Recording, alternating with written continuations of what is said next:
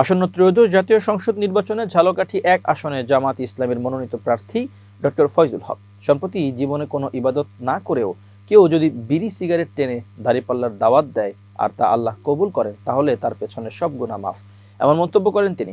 গত বুধবার ৭ জানুয়ারি দিবাগত রাতে ঝালকাঠির রাজাপুর উপজেলায় একটি নির্বাচনী উঠান বৈঠকে বক্তব্য দিতে গিয়ে এসব কথা বলেন তিনি। তার এই মন্তব্য ঘিরে সামাজিক যোগাযোগ মাধ্যমে ব্যাপক আলোচনা সমালোচনা শুরু হয়। তবে এবার নিজের বক্তব্যের ব্যাখ্যা দিয়েছেন ডক্টর ফয়জুল হক।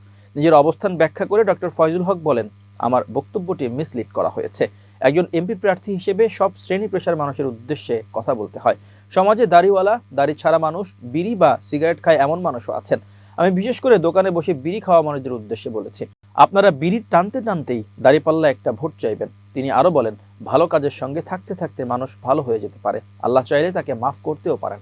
আমাদের আলেমরা ও ওয়াজ মাহফিলের সৎসঙ্গে স্বর্গবাস, অসৎ সঙ্গে সর্বনাশ এ ধরনের উদাহরণ দেন। আমি বলেছি আল্লাহ তাকে মাফ করলেও করতে পারেন।